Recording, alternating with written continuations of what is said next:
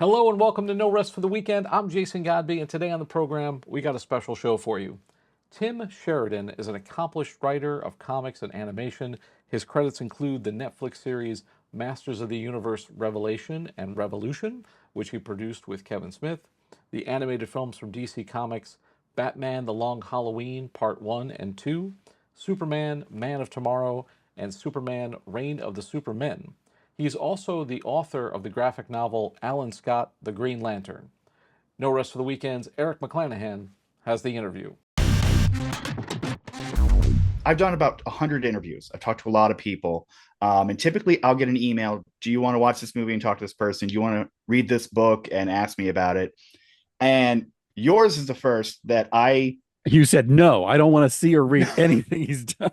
no, I ran into the Artist Alley to Yeah. find you at Comic-Con and say, hey, I want to talk to you because I'm a big fan of your work. And I really just want to pick your brain about how you got into what you're doing, the way you approach writing in other people's sandboxes, how you approach original stories, and really just get a deep dive into who you are and what you've done.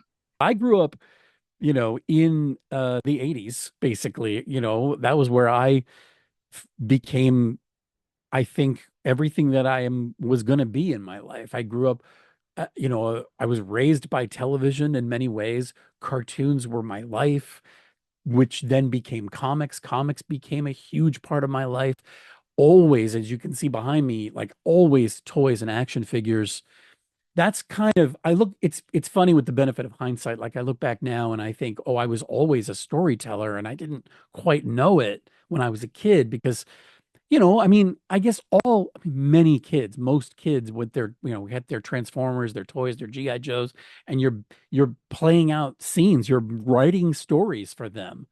You're putting words in their mouths and they're having dialogue and they're having adventures and that's story. It's in many ways that's storytelling. It's the foundations of kind of the structure of what we do, and uh, and so that's kind of a thing that never went away. So I grew up in a time when we were inundated with a lot of great toys and animation, and the '80s were an amazing time. Um, I think the thing that sort of the stuff that made me want to become a writer were things like the 1986 animated Transformers the movie and the subsequent season of the TV series that came after that, which Marv Wolfman worked on. And it was around that time that I started noticing the names of the people in the credits on the shows and things that I was watching and the things that I was reading. And there was also the time that I picked up Batman comics. And I picked them up at a time when Marv was writing Batman Year Three and Lonely Place of Dying. And I was like, who is this Marv Wolfman? And then I went and read New Teen Titans. And so things that he was doing in those stories at that time in his life and his work were about cataclysmic consequences for big mythological characters that had existed in this huge lore and mythology for a long time. What was happening on the Transformers show was all about the consequences of what had happened in the animated movie, and Year Three and Lonely Place of Dying in Batman comics were about the consequences of Jason Todd's death, Dick Grayson coming home for the first time to try to wrangle his dad back to some semblance of sanity, and Tim Drake rising from out of nowhere to teach both of them, to teach everybody that Batman needs Robin and Batman needs a grounding force and to help him get back on track. And it didn't hurt that there was a kid who was my age named Tim who was the new Robin. And I was like, oh, this is written for me. By the way, many years later, few years ago, I had a chance to not only meet Marv Wolfman, but I got to work with him on a story that we never ended up publishing for DC Comics. And it was just one of the greatest things ever in my life. I got to tell him what all that stuff meant to me, which Marv being who he is, if you've ever met that man or talked to him or seen him in an interview or anything, it's not that he's humble. It's that I mean, I think he is, but he just doesn't even countenance the idea to me, he didn't seem to countenance the idea that he has had any influence over anything. He's just like a guy doing his job. He's a journeyman, he's like, all right, on to the next thing. And, just kind of a workhorse. And he doesn't, I don't think he's ever, I assume he's never stopped to really take stock and think, oh, look at all these people whose lives I've influenced in a certain way, when he completely influenced my life and my path. But at least I got to tell him, even if it was, something he couldn't quite uh, wrap his head around. That actually answered quite a couple of other questions that I had. So this is going to go a little faster. But I mean, one of the questions I was going to yeah. ask was like, what was the first thing that really caught your attention? Was it animation? Was it film? Clifford the Big Red Dog? Like, what really got you to going, oh wow, I'm really into this. And maybe this is something I want to, keep consuming until I start to regurgitate it. There are several things.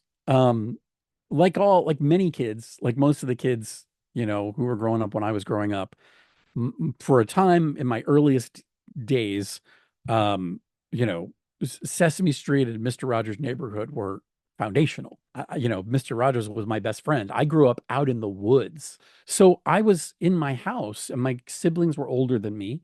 And so my best friend was Fred Rogers, like a lot of kids, I think. And there was also a show called The Electric Company. And that was huge for me too. They had that was, I think, maybe my first introduction to Spider-Man was through children's television, stuff like that, which then I think, I don't know what the order was, but I also then I had Spider-Man toys. I remember having like the weird like Spider-Man vehicles that they used to have for him. Like Spider-Man has a helicopter and a motorcycle and all this stuff. And I remember playing with those, but but the biggest thing, the first sort of foundational superhero thing for me was a show called Spider-Man and His Amazing Friends, which I always called Spider-Man and His Amazing Furniture because he had this apartment that he would like pull a trophy and like the couch would flip over into a computer and everything would change into like his headquarters, which I just thought was the coolest thing. I can't, if I had all the money in the world now, I think I would outfit a room to do that in my home. And da da da da da da da da da da da, and it was Firestar and Iceman, and that show was a huge deal for me. And they also, there was a lot of animation at that time. Then, like the Hulk, and there was other stuff. Then, but I watched any cartoon I could get my, eyeballs in front of. But I also watched a lot of stuff that was older than me too. Like I would, as a kid, I used to stay up late and not, like secretly to watch like Johnny Carson, which is the Tonight Show. The jokes were way over my head. And but I caught onto them. I would catch up. I would, this is a thing about kids, I think. We too often nowadays, I think there's an epidemic in Hollywood where they think that you have to, oh no, kids aren't going to understand this. So you're going to need to like dumb this down for them. And I'm like, that is not how it was for me. And I don't think we should do that. I think for me, it was always about reaching for the reference, the thing I didn't understand. We didn't have the internet. So it wasn't like like nowadays, it's even easier for a kid to look up, oh, what did that mean? But back then, you just had to figure it out. There was critical thinking involved, or you'd ask people, or you'd look around. I lived at the library on the weekends. I would, that was me as a kid. I would reach for that stuff, and I think it made me more literate. I think it made me more curious. And those are all qualities that ultimately, made me, I think, destined to end up with the career that I have. Not only like making up stories with my action figures, but just basic, curiosity. And when I say literacy, I mean not just learning how to read. I mean learning how to read the meaning behind something, learning how to analyze what I'm reading and understand it on deeper levels. And even as a kid, I was trying to do that. But it all really started with Spider-Man. The first comics I ever read were hand-me-down comics from my brother's best friend, and it was an issue of, I remember a single issue of Thor, that I don't have my copy anymore. I gave it away years ago to my nephew, but it was a Walt Simonson cover, well, yeah, the issue was Walt Simonson, but the cover was Walt Simonson. And then, of course, again, like the Marv story, years later, I got to work with Walt Simonson on some stuff, and I just it's yeah, it's like the biggest, weirdest nerd fantasy in the world that the people who, you know, whose names I actually, was paying attention to and who just happened to have an impact on my life at that time, I've gotten to kind of have some kind of interaction with, which is pretty remarkable when you think about it. Um, so there was that, and there was also along with that there was a book which was Son of Origins of Marvel Comics, and that had a whole bunch of black and white reprints of comics origin stories, things like that. I remember I read the Iron Man origin story over and over and over again when I was a kid. I was obsessed with it. Um, and so that was, but it didn't lead me to read a lot of Marvel comics. I didn't read a lot of Marvel comics when I was a kid. It was DC that I started reading. I started, well, the Marvel comics, I was buying Transformers comics because I was a Transformers fan, but that was kind of separate from the rest of Marvel comics. And then DC comics, I think the first DC comics I bought were Star Trek in the 80s, which were all in the classic series movie universe. Mike Carlin did some of those comics, who again has become somebody who's a friend of mine now, who I've worked with quite a bit. Um, and and so those were kind of a gateway. And then Batman was what was the big deal. Like, so the I was watching the Batman 66 show in reruns as a kid, but it was campy and it wasn't, I mean, it wasn't exactly Batman in the comics that I understood, and it wasn't exactly the animated Batman stuff, although that animated early Batman stuff was a little campier here and there, I guess. But even Super Friends, I didn't think was campy when I was a kid. It was, but the 66 show was. But then Batman 89 happened, and it was starting to happen. And you started hearing about I just got into Batmania. Like I was just one of those kids who was like any piece of information. Because again, we didn't have the internet. So, you were just trying to glean information from every source you could. That got me reading Batman comics, and those were huge for me for a while. And then the first Superman, first Superman comics I ever bought were Reign of the Supermen. I didn't buy Death of Superman because it didn't interest me, because you told me what the ending was in the title, so I wasn't interested. But Reign of the Supermen was the promise of something new and weird and exciting, and one of those guys might be the real Superman. And that was, I loved all the drama of that. That was so interesting to me. So I read those, and then many years later, I had the strange and bizarre circumstances where I was offered the job of adapting the Reign of the Superman story for an animated movie. I was like, are you kidding me? Like, how does the world can't possibly work like that? That's a bizarre coincidence, but I was there for it. It was funny because I think they didn't know they were going to hire me. And they said, what do you think? I had written a couple of episodes of an animated DC TV series called Justice League Action. And I had a great time. They really loved what I was doing.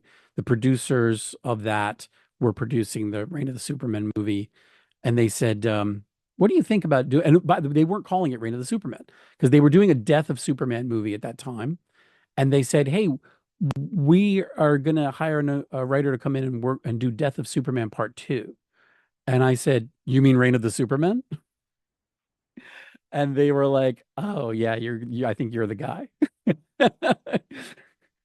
Just because I was like, there is a story arc, and this is what we're going to do, And then, of course, it's so different, the movie, than the actual story in the comic. I mean, it's, the foundations of it are the same, but there's so much that we had to change because it had to fit into the context of not only the Death of Superman cycle of those two movies. It had to sort of be fed out of that movie, but also because it was within a larger universe of movies at that time. And so, things like we couldn't use the character Mongol as, this big villain because they had never introduced that character in the movies. So at that time, so we had to use Darkseid, which was ultimately fine. It was still the same idea, still the same premise, but Every one of those little decisions like that, I would be like, oh, it would like a little knife in me every time we had to make a call like that. Since you started writing for animation, for comics,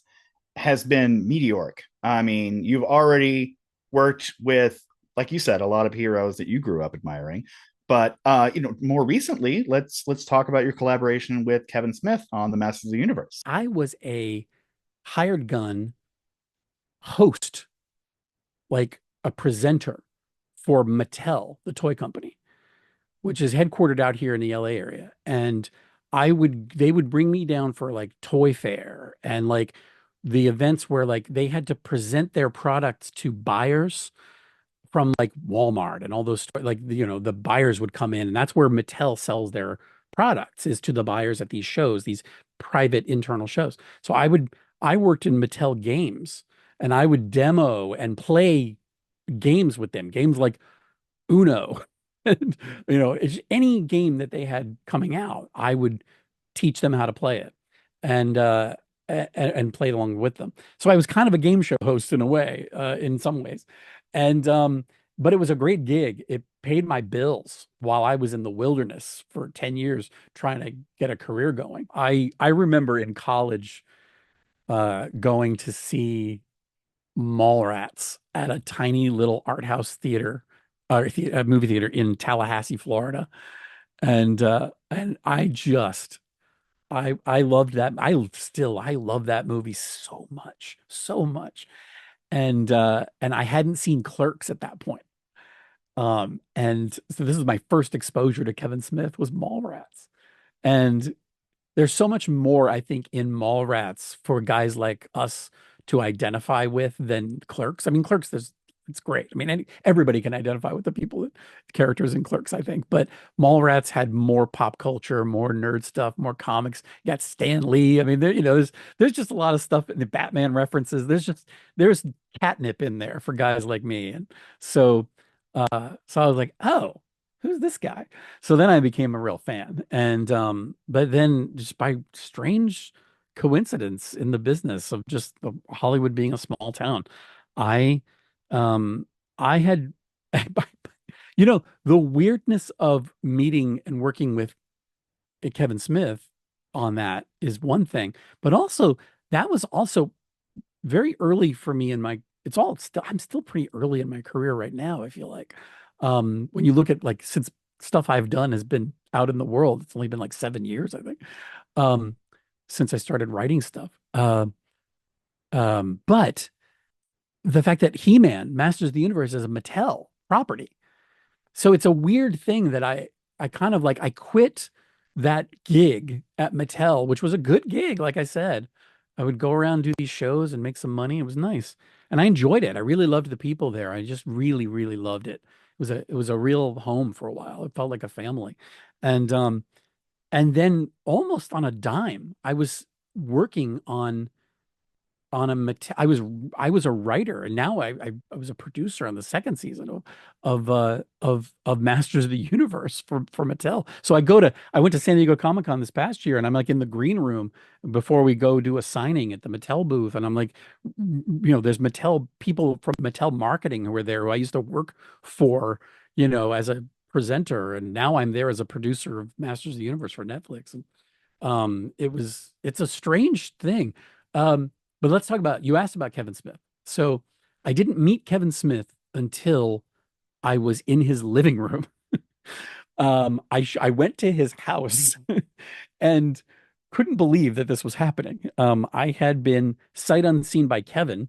I had been hired because of Netflix, the Netflix executive producer on the show, and the Mattel executive producer on the show knew who I was. I had a long relationship with the executive producer from Netflix. He really knew my work. He was somebody who we kind of, I would say we came up together in the business, but he was kind of talk about meteoric rise. I mean, he really had a meteoric rise. And the Mattel executive producer named Rob David, by the way, that's Ted Biaselli from Netflix. Rob David from Mattel, I had met, we had someone had a mutual friend had given him my name, he was looking to make relationships with animation writers and producers, and we had a great lunch and talked about He-Man and possibilities and things that were coming down the road maybe later on. And I think it was maybe a couple of years later that that the opportunity popped up to work on Revelation, the what ended up being titled Revelation, the Masters of the Universe series with Kevin Smith. And anyway, those guys were the ones that they called and said, we need to have another guy and another person in the room, and we think you're going to fill a certain slot that we want filled, which was somebody who had a strong background in Shakespeare. It was my dramatic origins ended up getting me that gig because they wanted to sort of look at the Masters of the Universe world and elevate some of it a little bit into a Shakespearean strata. And and that would involve heightening the dialogue a little bit, giving a little bit more kind of Game of Thrones weight to some of the things that were happening in the world. And so they wanted somebody with those sort of innate sensibilities. And that's how I got that gig. So I showed up at Kevin Smith's house. I'm in his living room. I met the guy, and I was to say that I was already a fan, but to say that I instantly fell in love with that man is an understatement. I didn't know I could possibly be a bigger Kevin Smith fan. But on a personal level, I'm such a fan of his. He is one of, if not the kindest, most generous people I've ever met in Hollywood. This is a guy who, this never happens. Nobody does this. But like, we started working on that show, and there was a convention, a He-Man convention happening down in Anaheim called PowerCon. And he said, "Hey, kids," like there were, 4 writers plus him. He said, he called us up and he said, "Kids, come over, pile in the SUV. I'm driving us down to the convention. Let's go. Look, get in, nerds. We're going to the convention." We were like, okay. So he literally drove us down to Anaheim, went in to do a panel to announce the show for the first time to the fans. And the announcement, they announced Kevin. Kevin says, "We're doing this show." And he says, "And I'm going to now introduce you to the people who are going to be writing this thing." And he introduced each of us, brought us up on stage, sat us down, and talked to each of us in this panel, in this crowd of people. Nobody does that. The writers on a television show, in a writer's room, like you kind of can sort of fade into the background. You see their names in the credits and things and stuff like that, but they don't go out and get trotted out, for people to meet them. And so that's just the kind of guy he is. To him, that made sense. Like, that's just what you do. And we had the best time, and that I already knew. I already knew what kind of guy he was, but that really cemented it for me. I was like, that's an incredible stand-up guy, and he's only been like that ever since. I mean, every time you turn in a draft, every time, I the first episode of that show that I wrote had some tearjerker moments in it. That my first episode of that show, called Land of the Dead, um, had some big stuff that happened, but it was the episode that we had. When I say we broke, when you break story, in a writer's room, that means you work out what the story is for each episode of the thing, or the overarching plot for the whole thing, and then each episode of each story. The one we spent the least amount of time on in the room was my episode. It was the one everybody chose what episode they wanted to write from that first 5 episodes. And I said, I'll do any of them. I love all of them. So that ended up meaning I was the guy who got stuck with the last thing that was available. And I say stuck, but I still was fascinated by this episode. I was really interested in what we could do with it. I kind of love that I was given the episode that we had talked about the least, because it meant that there was a lot of room. I could just go anywhere and kind of try things out, which is exactly like what I did as a kid when I played with He-Man toys. It's like, oh, well, I'm like, well, I've got an Orko and I've got an Evil Lyn. Well, let me put them together and see what is their conversation. What happens with these characters? That's exactly what I did in writing that episode. I put Orko and Evil Lyn together on a little side quest, and I was like, what is this conversation? And I realized that as I started writing it, there was a lot that these two characters had to sort of teach each other, and there was a lot there, and it kind of set up some big stuff we were going to do with Eva Lynn in a big way, which was good, and Orko.